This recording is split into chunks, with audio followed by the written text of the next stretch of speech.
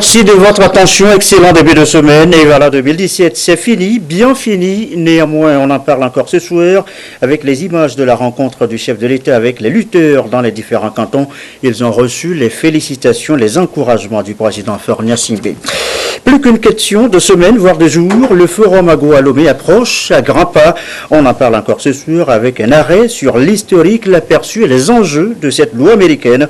On va essayer aussi de comprendre les opportunités qui s'offrent réellement au Togo pour ses exportations. Et puis, l'émoi est total, l'accident effroyable, les images terrifiantes. Le monde de la culture togolaise pleure ces adorables humoristes morts hier dans un violent accident de la circulation. Beaucoup d'indignation, mais aussi beaucoup de questions ce soir encore. Voilà, madame, monsieur, le sommaire, bienvenue. Bonsoir à tous. On commence donc par les félicitations du chef de l'État aux EVALA 2017. La compétition a pris fin. 8 jours durant lesquels les jeunes Kabis ont fait montre de leur ardeur au combat. Le président Faure Gnassingbé a fait le tour des différents cantons de la COSA à la rencontre de ses valeurs avec qui il a échangé. Nestor Moussou. Au lendemain de la fin des luttes, le chef de l'État, Faure Gnassingbé, a effectué une tournée dans les différents cantons à la rencontre des EVALA avec qui il a échangé sur le déroulement des luttes, la symbolique de l'initiation. Il a particulièrement félicité les lutteurs pour leur courage et l'endurance dont ils ont fait preuve dans les différentes arènes. Il les a conviés au respect des valeurs traditionnelles et culturelles et surtout au fair play et à la non-violence lors des empoignades. Pour le président de la République, l'essentiel c'est de participer et de se soumettre à nos traditions et rites qui constituent une richesse identitaire d'un peuple. Les EVALA ont remercié le chef de l'État pour sa politique de revalorisation de nos cultures et son déplacement dans les différents cantons pour leur prodiguer d'utiles conseils. Des conseils liés essentiellement à la promotion de la jeunesse, à l'auto-emploi, à l'éducation, à l'agriculture et à la solidarité envers les jeunes démunis. Les jeunes lutteurs n'ont pas manqué de lui soumettre d'autres doléances. Nous le remercions parce qu'il nous a rendu visite. Mais avant tout, nous lui avons proposé nos problèmes. Et il a essayé de nous donner les points essentiels à ce que nous puissions trouver aussi ces solutions. Sa démarche nous a plu. Le fait de circuler dans des villages reculés comme ça et voir qu'il y a des élèves, des étudiants qui ont fréquenté, qui n'ont pas d'emploi et qui demandent à savoir comment nous devons chercher des solutions ensemble. Pour cela, nous le remercions. Le président de la République s'est aussi rendu au stade municipal de Kara où se déroulait la 8e édition du championnat Super EVALA qui rassemble les champions des différents cantons engagés dans la lutte. Ces champions ont reçu les félicitations du président de la République et des prix qui leur ont été décernés par l'association Depende, dont il est le président d'honneur. Les récompenses sont essentiellement constituées d'enveloppes, de motos et des offres de stage. Ces lutteurs bénéficient également d'une assurance de la compagnie Hogar Assurance en partenariat avec l'association Depende. L'aide de la coopération allemande et à la bonne gouvernance, elles étaient d'abord 3 communes prises en compte depuis 2012. Aujourd'hui, cet appui est élargi à toutes les régions économiques du Togo. Le processus vient d'être lancé. L'Allemagne et l'Union européenne déboursent 13 millions d'euros supplémentaires. Les précisions Kwasiglé et Demsosouko. Le succès enregistré dans la mise en œuvre du programme Décentralisation et Bonne Gouvernance dans 3 communes au Togo a été salué par les partenaires au développement, notamment l'Union européenne et la coopération allemande GIZ qui s'engagent à accroître leur soutien au gouvernement togolais. 14 millions d'euros de l'Union européenne et 5,5 millions d'euros de la coopération allemande, soit environ 12,35 milliards de francs CFA, une action conjointe qui va s'étendre sur la période 2017-2021 afin de renforcer et d'accroître le processus de décentralisation au Togo. C'est à travers le programme de décentralisation et de gouvernance locale PRODEGOL.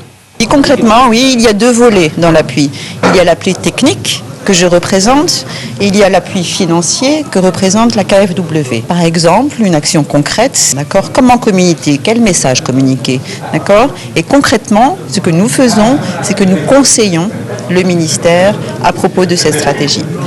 Si je parle des communes, concrètement, si j'ai un maire qui va prochainement être élu, d'accord, concrètement, comment il va administrer sa commune, d'accord, et là, nous le conseillons. quels sont les meilleurs choix à faire, quels sont les premiers pas à engager, quel type d'organigramme il serait souhaitable de mettre en place pour administrer sa commune. Le nouveau programme couvrira désormais toutes les régions économiques du pays. Ce premier pas du partenariat Union européenne-Allemagne entend concrétiser la réussite du processus de décentralisation qui va aboutir aux élections locales. Bon, nous croyons que c'est vraiment nécessaire d'avancer avec le processus de la décentralisation pour aller vers les élections locales aussi. Nous croyons que ça sera un processus à longue haleine. Et je crois qu'il est aussi très important de continuer avec la décentralisation, de continuer avec une administration qui soit plus proche des citoyens. Et il faut finalement inclure les citoyens dans toutes les décisions qui sont prises dans les régions, dans leur quartier, dans leur commune. La décentralisation, le développement inclusif, les renforcements de la protection de la population au niveau local du processus de développement, ça a été une de nos priorités depuis longtemps. Et on fait beaucoup de choses déjà. La particularité de ce matin, c'est que pour la première fois, effectivement, on fait ensemble un projet avec l'agence de développement allemande, donc la GIZ, pour travailler sur la décentralisation à deux niveaux, au niveau des villes et au niveau national.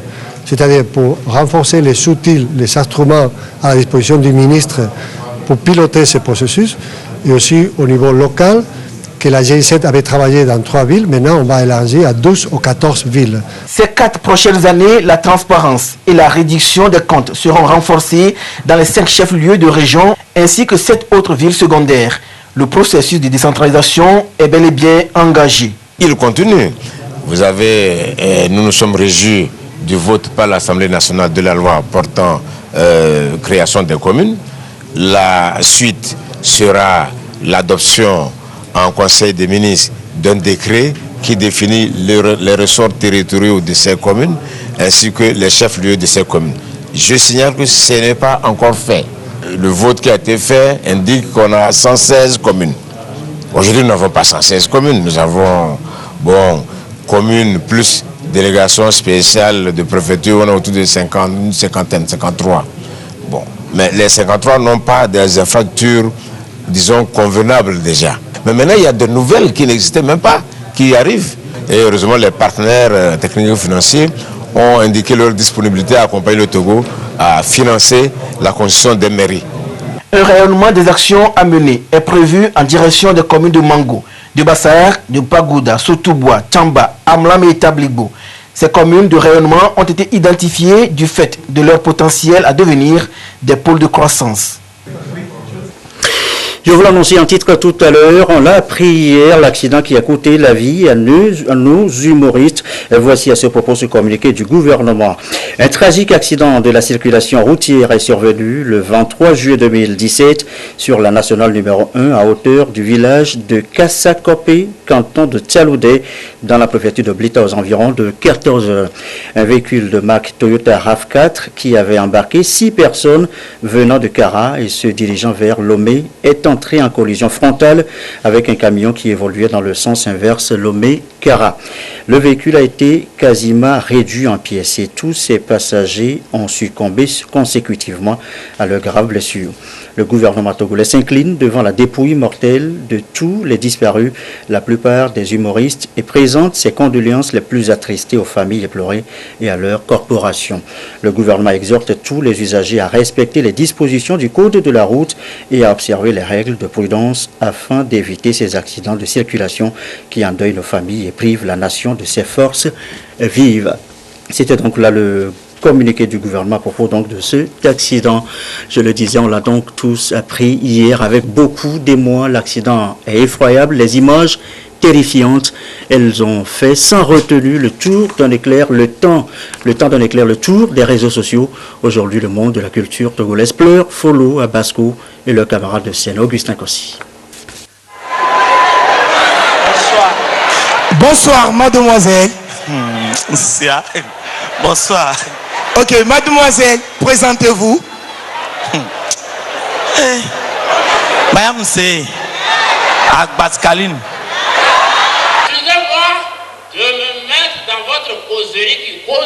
causerie causale dont je ne peux pas causer avec vous pour causer parmi les causes.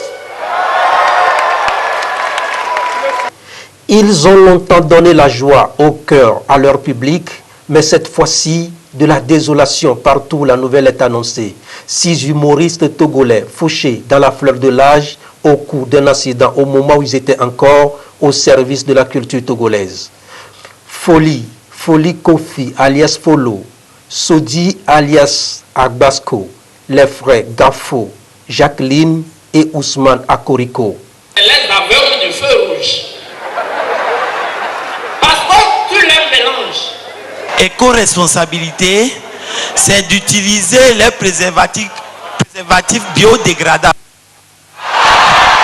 Leurs voix se sont définitivement éteintes, ces 6 ambassadeurs du riz au Togo. La nouvelle a retenti partout, coup de tonnerre dans le groupe Aloma, chagrin dans les familles et amertume au pays.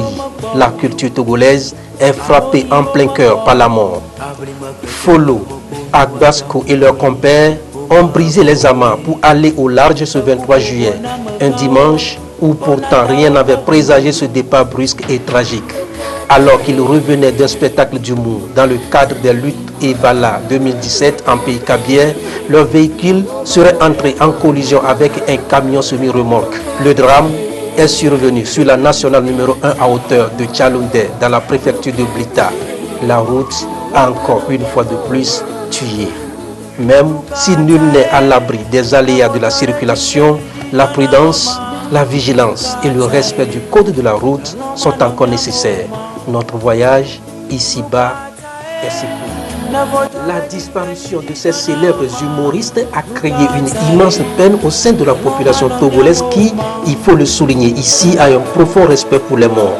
Les images qui circulent sur les réseaux sociaux aggravent la souffrance, voire la peine des populations très indignées. Des pratiques faites sur ces réseaux sociaux, des images de nos illustres disparus.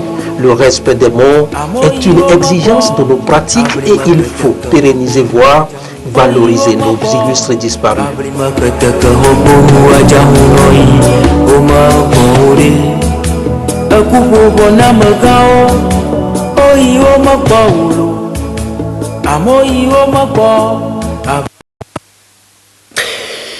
Départ brusque et tragique donc pour nos humoristes, que leurs âmes reposent en paix. L'événement est attendu, on le sait, le 16e forum de l'AGOA ici à Lomé, début août prochain, le 8 précisément. On va essayer ce soir encore de comprendre d'abord l'historique, l'aperçu, les enjeux de cette loi américaine. Dans un instant, cette loi, on le voit, donne accès au Togo depuis 2008 à tout pays éligible d'avoir accès au marché américain, d'exporter ses produits vers les États-Unis. Mais comment cela se fait concrètement? Quelles sont les opportunités pour le Togo d'accroître par exemple ces exportations? Qui profitent de quoi? Des questions ce soir, éléments de réponse dans ce dossier de la rédaction, dossier signé Augustin Kossi. Plus de 6500 produits industriels et agricoles du Togo bénéficient d'un accès au marché américain dans le contexte de l'AGOA, encore appelée la loi américaine sur la croissance et les opportunités de développement en Afrique subsaharienne. Pour l'instant, le pays n'exporte qu'une variété de produits vers les États-Unis, notamment le beurre de karité, le cacao et de la farine de céréales. Mais il conserve une marge de manœuvre en matière de produits exemptés des droits de douane vers l'Amérique. Le 16e forum de l'AGOA, dont les travaux s'ouvrent à Lomé du 8 au 10 août prochain, va permettre au Togo d'exploiter le potentiel dont il regorge pour booster sa croissance économique, mieux maîtriser les mécanismes devant faciliter l'accès au marché américain. Le Togo a été éligible à l'AGOA depuis 2008 et nous n'avons pas encore profité de cette opportunité, mais avec ce forum que nous allons organiser au Togo, nous sommes en train de travailler pour que le Togo bénéficie de toutes ces opportunités d'exportation de nos produits agricoles, agroalimentaires, tout ce que nous avons comme produits agricoles au Togo, et puis le textile aussi, qu'on puisse exporter ces produits aux États-Unis sans droit de douane. L'AGOA vise la promotion du commerce et les investissements entre les États-Unis et l'Afrique. Je veux dire les pays africains qui sont éligibles à l'AGOA. Parce qu'aujourd'hui, nous avons 38 pays, y compris le Togo, qui sont éligibles à l'AGOA. Donc, il permet également de supprimer les contingentements au niveau textile et les vêtements vers le marché américain. Présenté par les experts commerciaux comme la pierre angulaire de la politique commerciale américaine en Afrique, l'AGOA donne aux opérateurs économiques l'accès d'être informés sur les voies et moyens pour accéder aux marchés américains. Il implique également la société civile et le secteur privé pour la promotion d'une croissance économique inclusive et durable.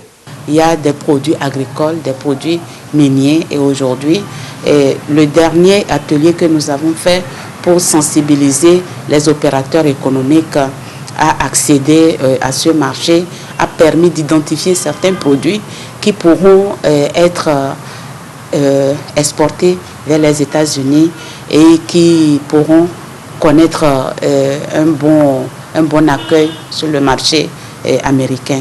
On a le soja, on a les fruits comme les ananas, les mangues, etc.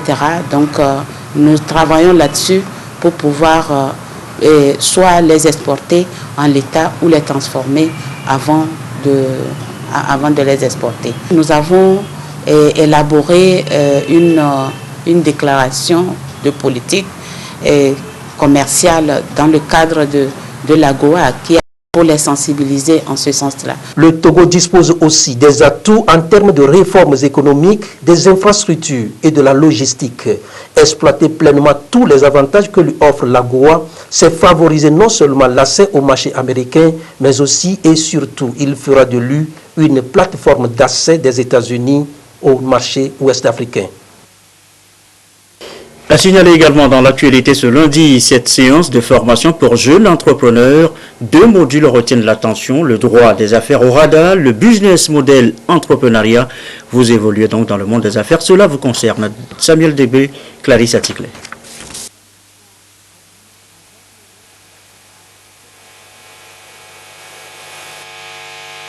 L'évolution dans le monde entrepreneurial suppose également la maîtrise de tous les aspects juridiques y afférents. Les jeunes entrepreneurs sont à cette école pour mieux comprendre le droit des affaires au HADA. Ils vont également maîtriser les outils pour une gestion efficiente de leurs entreprises. Donc un entrepreneur ou bien un chef d'entreprise qui a des difficultés économiques, qui n'arrive plus à payer ses créanciers, qu'est-ce que le droit au HADA peut lui apporter comme outil pour pouvoir l'aider justement pour apurer son passif et puis continuer son activité. Nous allons aussi voir la problématique des litiges. Donc au lieu de passer devant le juge, nous allons voir qu'il existe d'autres moyens, d'autres modes de règlement alternatifs de conflits tels que la médiation, la conciliation ou encore l'arbitrage pour régler le litige. Parce qu'il ne faut pas perdre de vue que l'objectif, c'est vraiment la continuité de la relation d'affaires. Assurer une croissance et une durabilité aux entreprises, c'est la principale motivation du cabinet SIL Consult Togo qui a déjà gagné plusieurs prix à travers l'accompagnement des petites et moyennes entreprises. Le cabinet SIL Consult Togo, c'est un cabinet d'expertise entrepreneuriale qui accompagne les porteurs de projets depuis l'idée jusqu'à la création, même la gestion de l'entreprise. Nous sommes actuellement dans un environnement très concurrentiel et il y a assez de problèmes, assez de litiges. Donc il est important pour eux de connaître le droit des affaires pour savoir comment se prendre afin de pouvoir garder de bonnes relations avec toutes les parties prenantes qui sont vraiment avec elles. De la création d'entreprises à la gestion des litiges ou conflits éventuels, tous ces cas seront abordés. La formation est appuyée par le FAIEJ, le PRADEB, l'INNOVOP et l'ANPE. Eux sont des jeunes du programme de volontariat d'engagement citoyen. Ils appartiennent par ailleurs au comité de développement des quartiers, les CDQ à Kara. En tournée la semaine dernière dans la région, la ministre Toméga Dobé leur a remis des kits. Le compte rendu, Carmel Madji Akapo. 110 jeunes volontaires d'engagement citoyen des villes de Kara, Kanté, Pagouda et Tandouar reçoivent ici des kits pour leur insertion socio-professionnelle après 4 mois de mission d'assainissement dans leurs différentes localités. Ils ont appris des métiers comme la couture, la coiffure, la cordonnerie et la soudure. Ces kits sont évalués à un montant global de 14 723 064 francs CFA. Je suis contente parce que j'ai pris mon titre pour ouvrir un atelier avec ça. Et je remercie Madame ministre pour avoir, Dieu n'a qu'à les bénir beaucoup pour trouver l'argent qu'il a trouvé pour nous payer les machines. L'ANADEB accompagne pour le compte du programme de développement communautaire en zone urbaine les quartiers des villes à disposer de leur plan d'activité. Des matériels d'assainissement sont donc mis à la disposition de 23 communautés des villes de Kara, Bassar, Bafilo et Kanté. Le matériel que nous recevons, ça vient à point nommé dans la mesure où nous avons toujours eu des difficultés, surtout par rapport au matériel. Donc avec tout ce que nous avons reçu aujourd'hui, ça vient résoudre à 95% nos problèmes que nous avons par rapport à l'assainissement de nos quartiers. Permettez-moi d'exprimer ma gratitude au chef de l'État pour tout ce qu'il fait en ce qui concerne les communautés à la base. Une idée vraiment généreuse et vraiment réfléchie qui fait des communautés à la base le socle du développement. Pour le ministre du Développement à la base, cette action permettra d'apporter le soutien du gouvernement aux communautés et organisations à la base engagées dans le développement participatif de leur communauté. Pour nous, c'est un message clair, dire qu'on se prend en charge pour son développement, mais aussi il faut encourager les communautés quand elles font ce choix-là. Donc pour le gouvernement, encourage ces communautés à assainir leur environnement, et également à faire en sorte que les jeunes, les femmes qui s'impliquent dans ces activités puissent, en fin de compte, se sentir fiers d'appartenir à ces communautés. Des villes où les jeunes se sont engagés dans des travaux d'intérêt public et qui ont eu à assainir réellement leur environnement, leur milieu.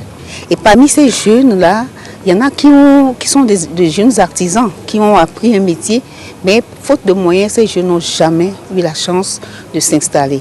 Donc ce programme de volontariat d'engagement citoyen que nous appelons couramment JDS donne cette opportunité aux jeunes, au bout des 4 mois de mission, d'obtenir des kits d'outils pour pouvoir s'installer. Donc aujourd'hui, il y a un peu plus de 100 jeunes qui ont bénéficié de ces kits-là, que ce soit des menuisiers, des couturières, des coiffeurs, etc. En tout cas, ces jeunes ont choisi de s'installer. Et je dois même dire que les jeunes, avant même de recevoir leur kit, ont pu quand même démarrer leur activité avec les allocations que l'on leur donne pendant les 4 mois de mission. Donc ce programme de volontariat d'engagement citoyen est un très bon programme parce qu'il montre la volonté du gouvernement de faire de l'inclusion. Le volontariat a démarré avec les jeunes diplômés. Aujourd'hui, ce ne sont pas seulement les diplômés, mais c'est aussi tout jeune qui a envie de faire quelque chose, qui a envie de servir sa communauté.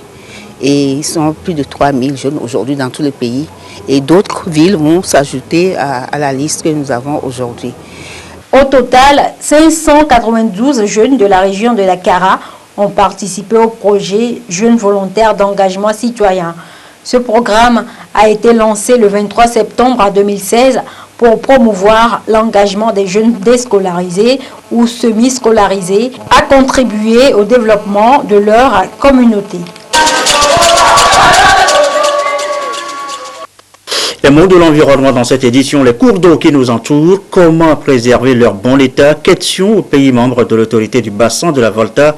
La préoccupation va faire l'objet de consultations nationales pour in fine élaborer une charte de l'eau. Tabité à Capo, Nathalie Panengui.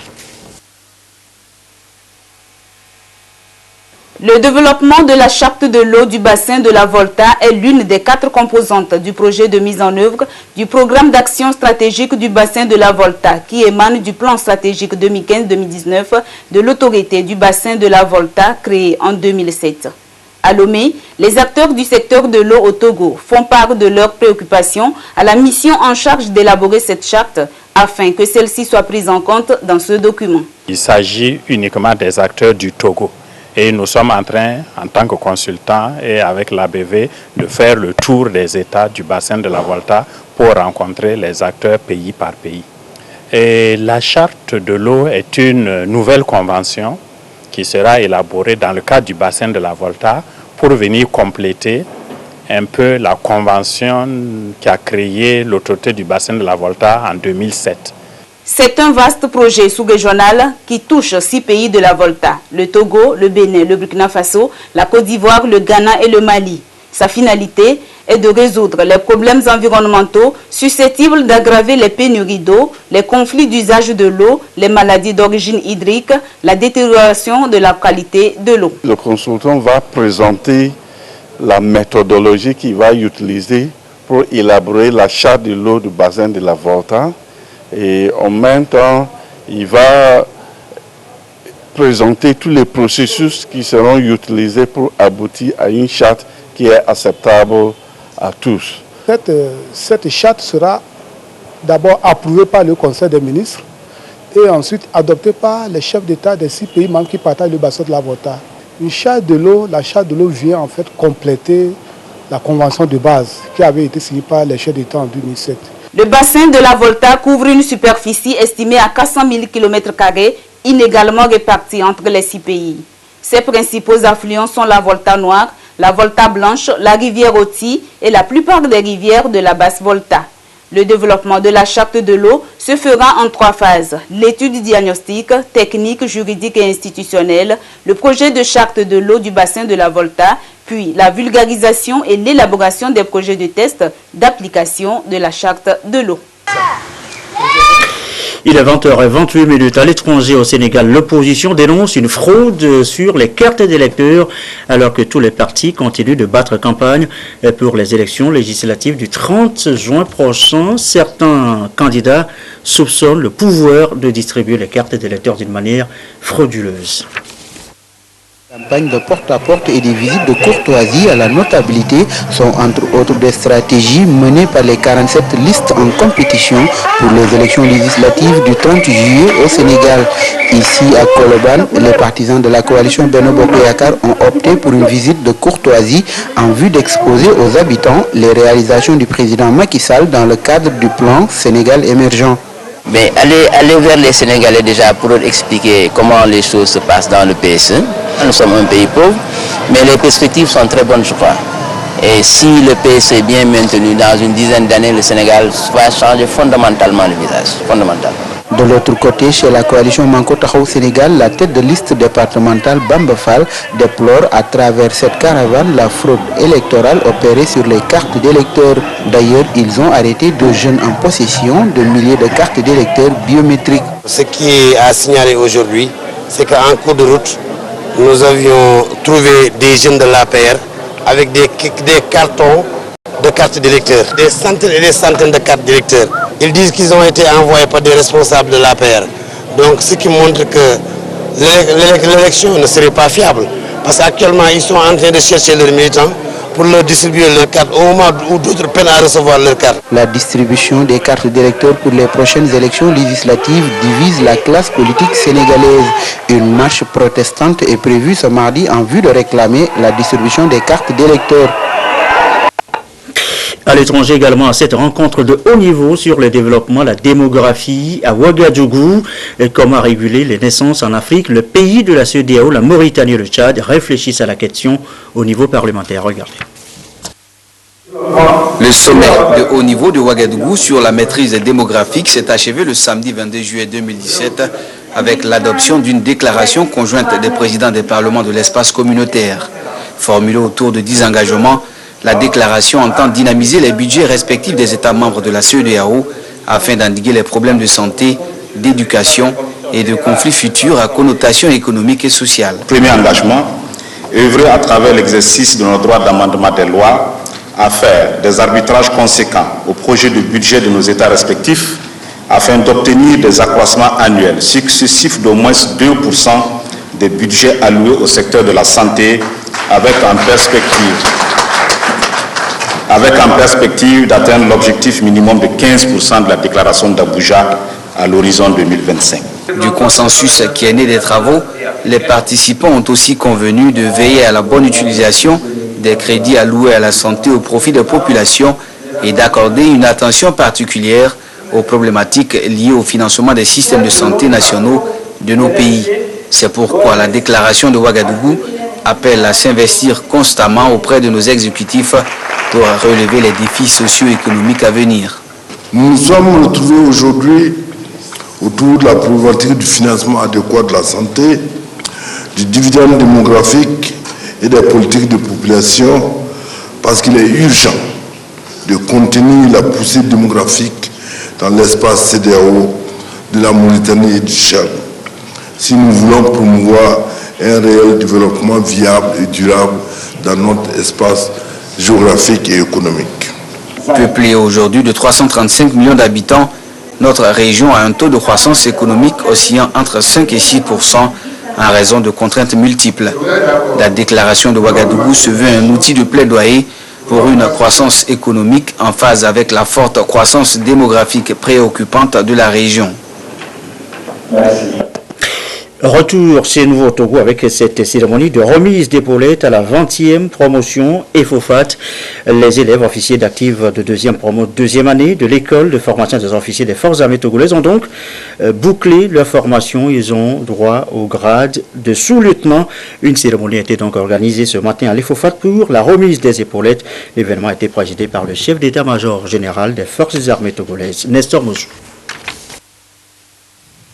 L'année académique s'achève à l'école de formation des officiers des forces armées togolaises. Une double cérémonie a couronné cette fin d'année. La première a consisté au baptême de la 21e promotion qui aborde à partir de cette cérémonie sa deuxième et dernière année de formation. Comme le veut la tradition, chaque promotion reçoit un nom et se voit attribuer un parrain. La 21e promotion porte le nom Sécurité et Développement avec le président de la Guinée équatoriale Théodoro Obiang Nguema Basogo comme parrain. Les élèves de cette promotion ont reçu la garde du drapeau de l'EFOFAT et sont chargés d'inculquer à leurs cadets les valeurs inscrites en lettres d'or sur cet emblème, à savoir l'excellence par l'effort.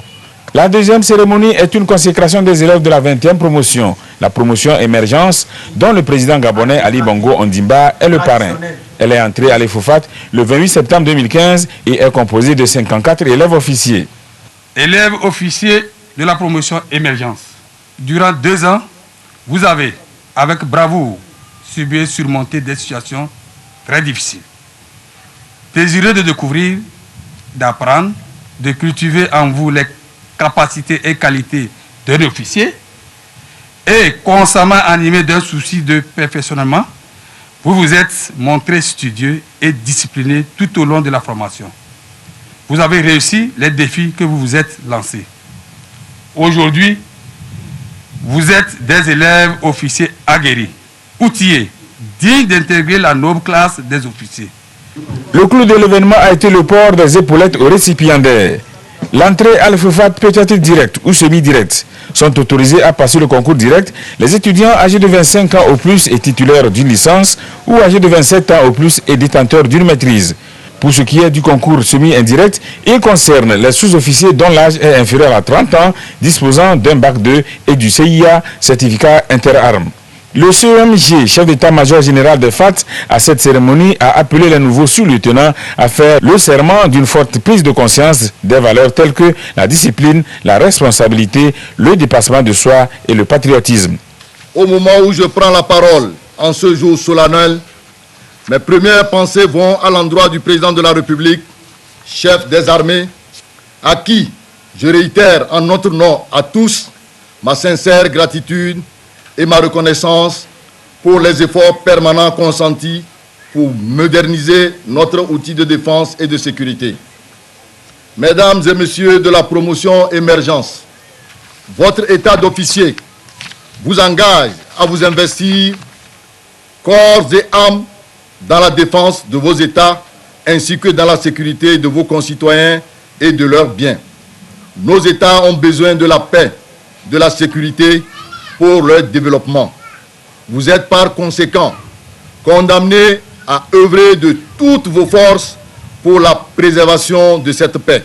Ouverte en 1995, les Fofati de Pia a formé à ce jour 734 officiers, dont 377 Togolais et 157 ressortissants de 9 autres pays. Ces pays sont le Bénin, le Burkina Faso, la Centrafrique, la Côte d'Ivoire, le Gabon, la Guinée-Conakry, le Mali, le Niger et le Tchad. Communiqué avant de refermer cette édition, le ministre de la Communication, de la Culture, des Sports et de la Formation civique porte à la connaissance du public que la sélection nationale des films pour la 17e édition du festival Clapivoire 2017 se déroule ce vendredi 28 juillet 2017 à 8h dans la salle de conférence de Sazov. À cet effet, le ministre invite les professionnels du cinéma, les cinéphiles et le public à prendre massivement part aux séances de projection et à remise de prix selon le programme ci-après. 8h30, festival, concours, projection de films. 15h, arrivée et installation des invités. 15h30, cérémonie officielle de remise des prix. Mot de bienvenue du directeur national de la cinématographie. Mot du président du jury, suivi de la délibération. Mot du ministre, suivi de la remise des prix.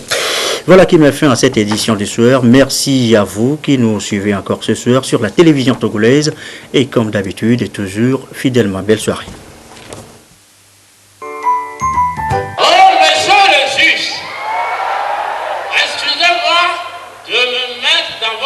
Qui cause une causerie causale dont je ne peux pas causer avec vous pour causer parmi les causes. Monsieur le juge, excusez-moi, j'ai bu un peu d'alcool mais je ne suis pas saoulé. Monsieur le juge, il y a beaucoup de plaintes derrière. Les gens portaient plainte. Contre qui? Contre Adebayor, Chéi et Manuel. Monsieur Adebayor, les gens qui ont porté plainte contre vous, c'est les aveugles du feu rouge. Parce que tu les mélanges. Comment toi seul, tu sors avec 20 voitures. Tu es dans quelle voiture pour que les aveugles te demandent de l'argent?